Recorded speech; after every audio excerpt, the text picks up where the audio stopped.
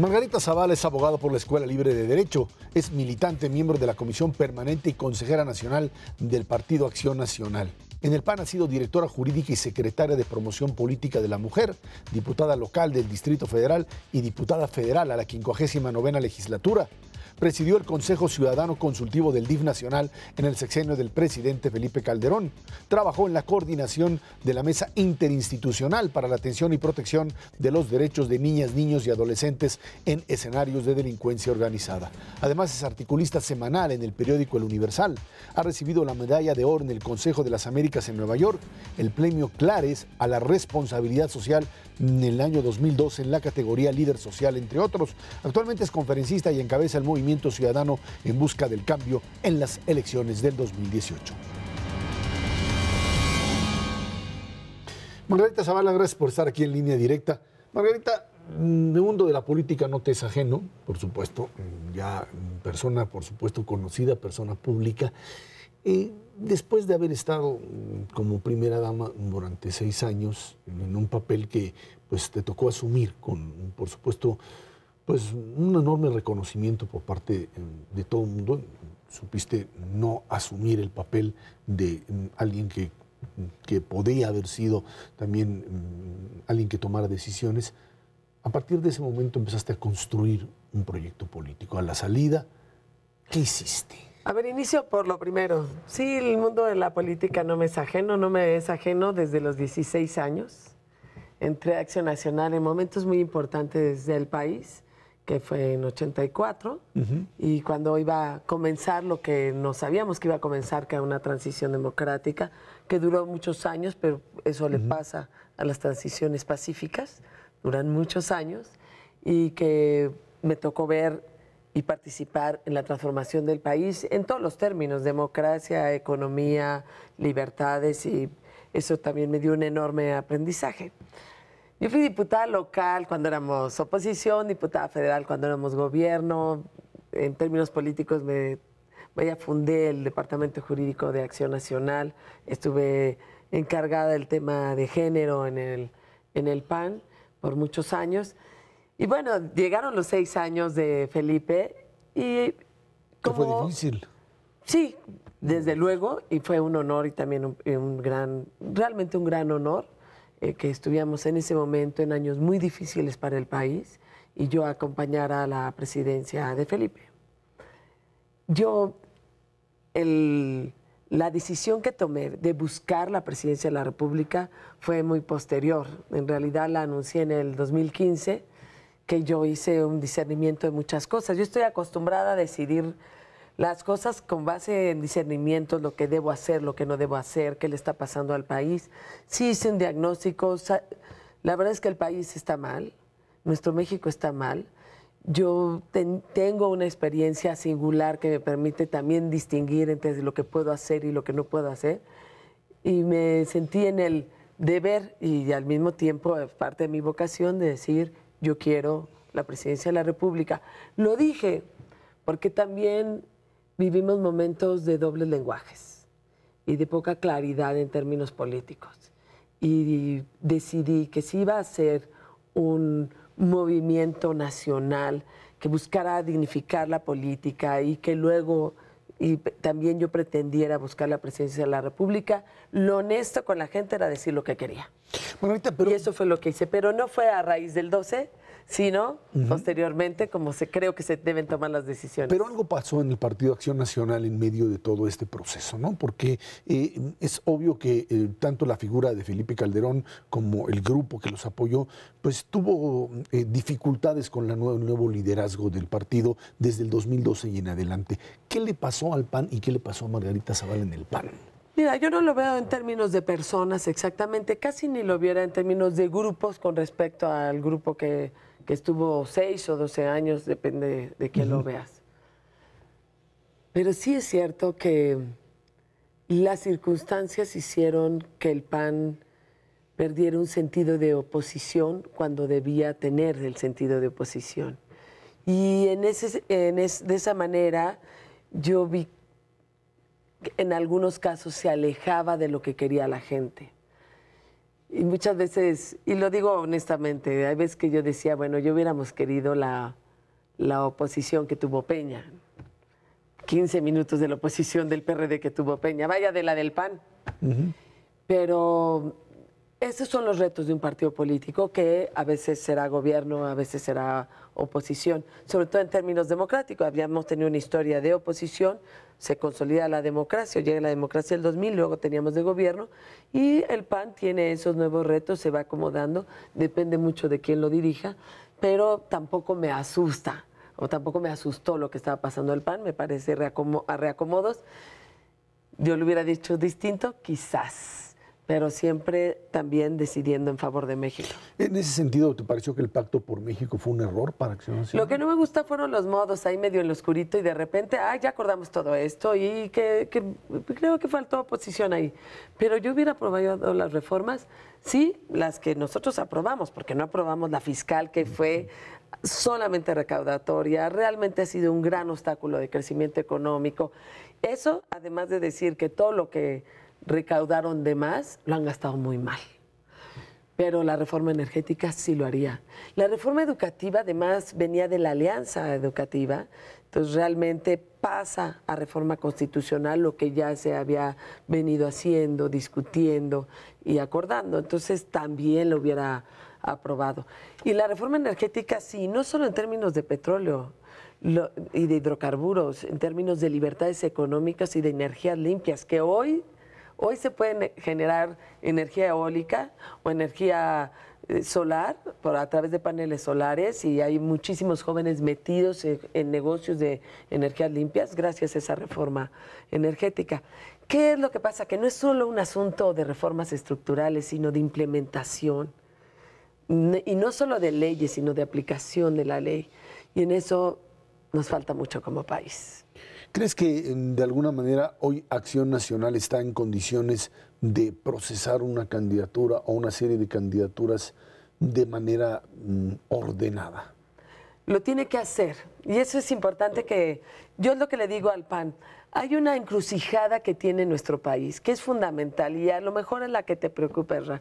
Sí hay un momento en que vamos a decidir entre el pasado y el pasado que tiene que ver con estos retrasos democráticos que tenemos como fue Coahuila y el Estado de México en el uso de recursos públicos, con ese pasado que tenemos que ver, que es la corrupción esa que llegamos a ver como país o que a lo mejor no nos dimos cuenta de hace mucho tiempo, y con ese PRI del pasado, como dice López Obrador, con el que él dice que está de acuerdo con el de los 70s y principios de 80s, ese es el pasado que tenemos que dejar para dar el paso al futuro. Esa es la encrucijada y estamos en una urgencia nacional porque ya estamos para 11 meses de elecciones y el PAN estoy convencido que va muy lento por intereses sobre todo personales.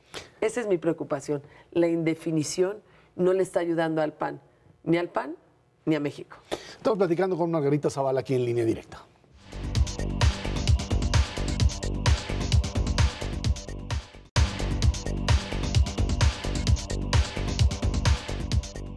Margarita, el tema de, por supuesto, la candidatura del PAN pasa ahora por una serie de movimientos que se dieron en los últimos meses con respecto a la posibilidad de un frente amplio. Tu candidatura, dicen algunos, bueno, es complicada porque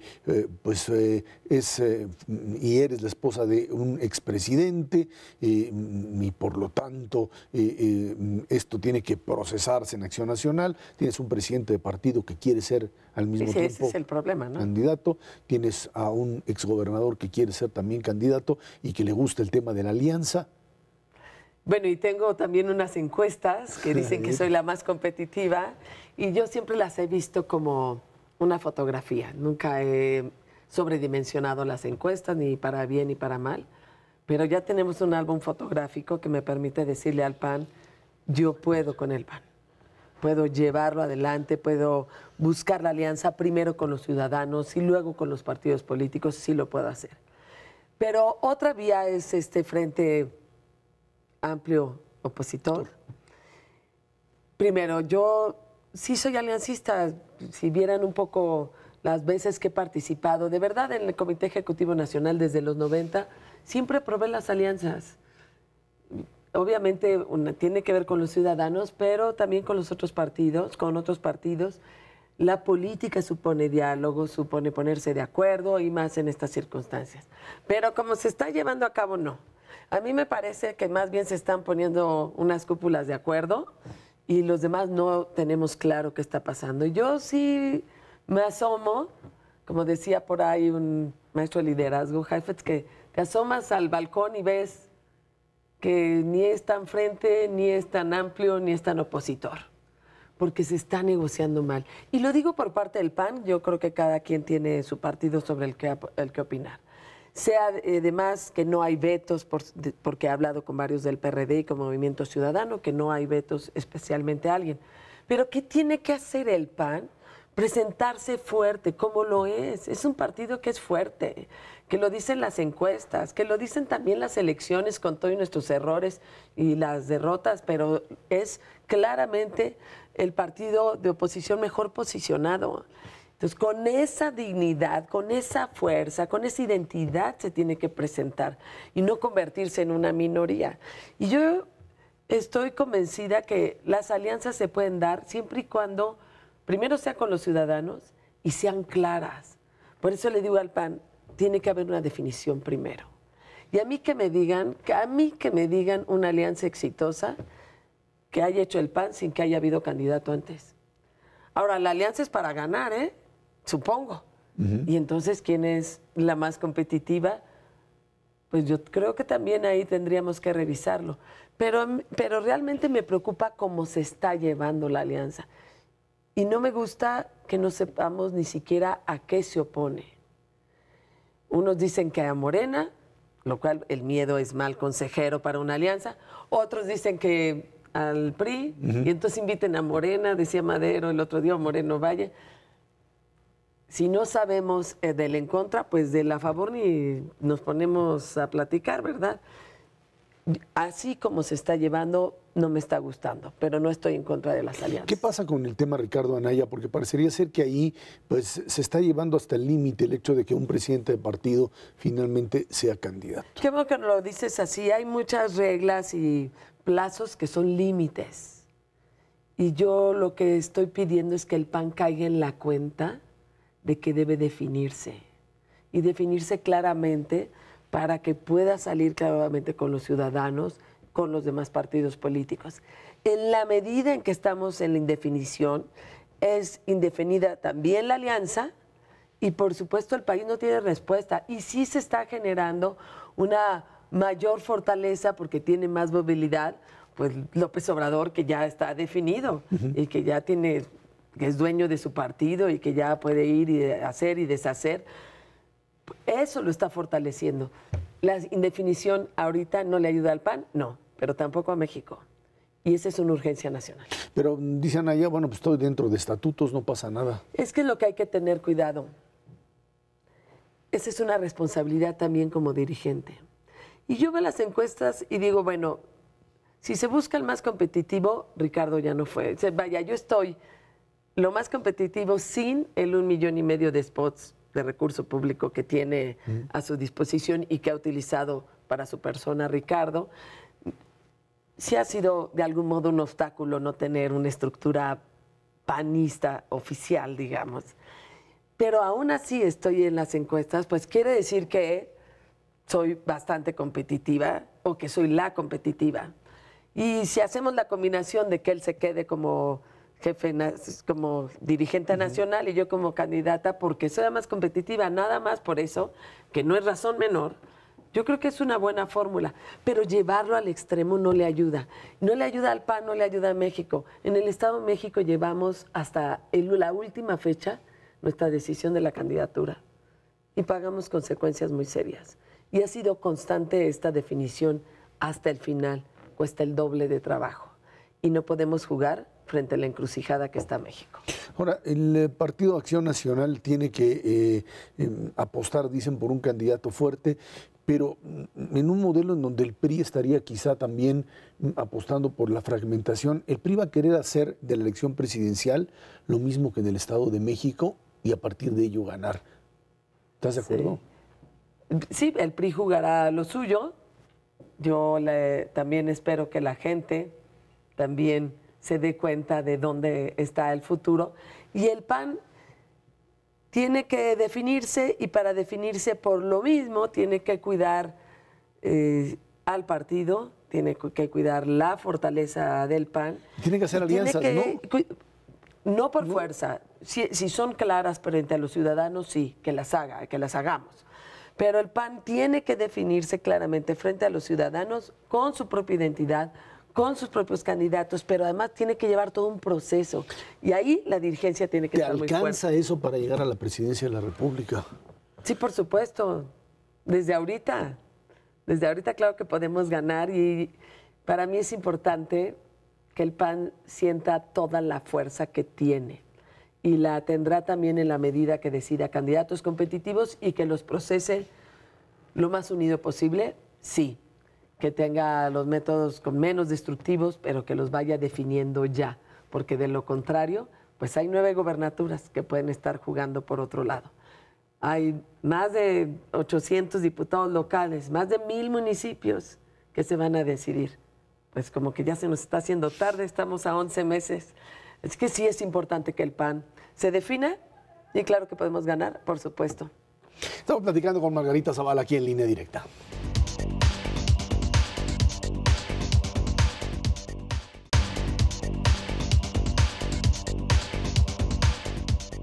Margarita Zavala, para 2018 un gobierno, el que resulte electo, tiene que formar mayorías. Ya no se puede seguir gobernando como hasta ahora se ha hecho. El país se queda atorado. Ahí están las reformas, es cierto, producto de un acuerdo inicial, pero hoy se dice hay que cambiar el régimen. Hemos visto lo que ha pasado con gobernadores de todos los signos.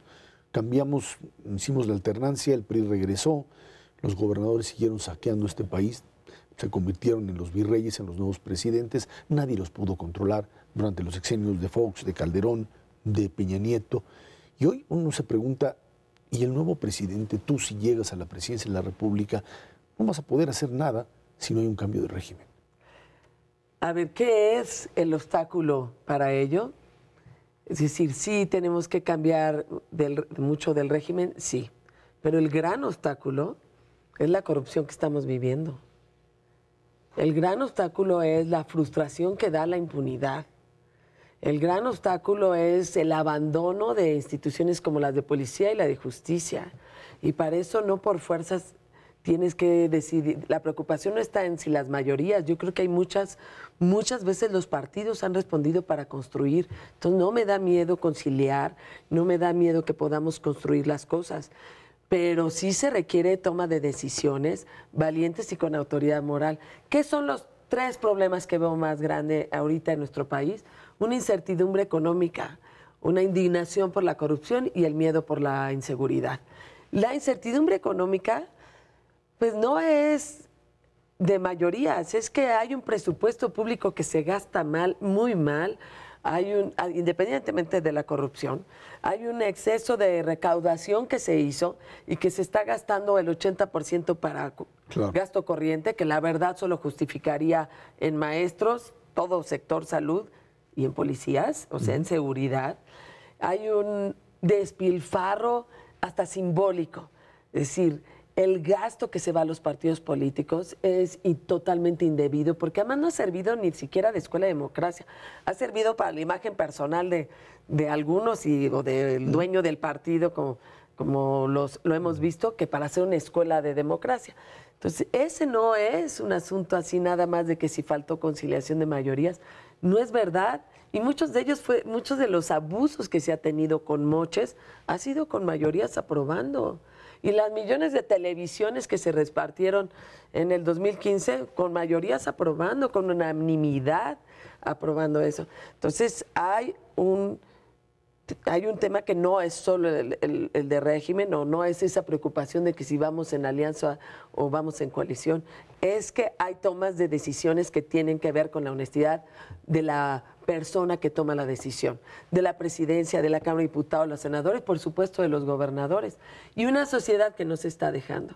Yo estoy convencida que más allá de la posibilidad de generar acuerdos, que eso es parte de la vida política, lo que nos está estrellando a todos es el muro de la corrupción y de la impunidad. ¿Y cómo se combate? O sea, necesitas instrumentos más allá de la buena voluntad de uno u otro gobernante. Eso no te va a garantizar el cambio. No, ahora, te voy a decir alguna, porque hiciste referencia a los 12 años del gobierno del PAN. En el 2012 se aprobó la ley de contabilidad, hasta el 2012, noviembre, entonces sí hay instrumentos que pueda seguir muchos de los rubros en los que se llevaron bastante dinero. Hay también esta ley de disciplina financiera para que los estados ya no se endeuden de la manera tan irresponsable en la que se han endeudado. En la corrupción, para evitar el tema de la corrupción, primero, es un asunto de impunidad. El problema es que nadie sabe quién castiga, no hay controles de confianza a los jueces y no hay sentido de de consolidar el Sistema Nacional Anticorrupción. No hace mucho un comité ciudadano del Sistema Nacional tuvo que recibir una serie de ataques que afortunadamente esto se ha ido arreglando. Ahí tenemos que consolidar el sistema y sí hay que tener cuidado en el fiscal anticorrupción, en el fiscal general. Entonces hay que consolidar ese sistema. Transparencia. La transparencia es algo que ayuda para el buen gobierno, o sea, gobiernos abiertos, pero también para la rendición de cuentas. ¿Y qué es la diferencia? También la ética de quien decide y del gobernante. Porque yo conozco a políticos transparentemente corruptos. Y te dicen claramente, te explican su conflicto de interés, es increíble. No hay ese rango ético en una decisión. Entonces, para eso sí requerimos también un liderazgo ético y, por supuesto, trasládalo a la vida diaria. Esa corrupción no solo son los ranchos de Duarte, ni el robo en despoblado que hizo Borja en Quintana Roo, ni los departamentos en Miami de cualquier político. No, es la medicina que no llega a la clínica. Es la computadora que no llega al aula de cómputo de la escuela primaria. Es el socavón, el que no hay cultura de mantenimiento. Es la falta de la apuesta a la infraestructura, al desvío de esos fondos, a ese acceso a los servicios de salud que no existe ya por el nivel de corrupción en el que estamos. Y trasladarlo también a inseguridad. A alguien le conviene no fortalecer las instituciones de seguridad. Pues entonces sí es un tema, sí tenemos que enfrentar, por un lado, el crimen organizado para terminar con la inseguridad, pero la corrupción sí, vaya, yo sería implacable con la corrupción desde el gobierno, que es la primera responsable de la honestidad, la autoridad, antes que el ciudadano en particular. ¿Te ves en Los Pinos en 2018? Sí, claro que sí, y sé muy bien que tengo una experiencia singular que me permite mirar al país y sé hacia dónde guiarlo. Mucho me ha dado nuestro país, pero ya habrá momentos de contrastes, de propuestas en los próximos meses cuando inicie el proceso. Margarita Zavala, muchas gracias por estar aquí en Línea Directa. Fue Margarita Zavala, aquí en Línea Directa.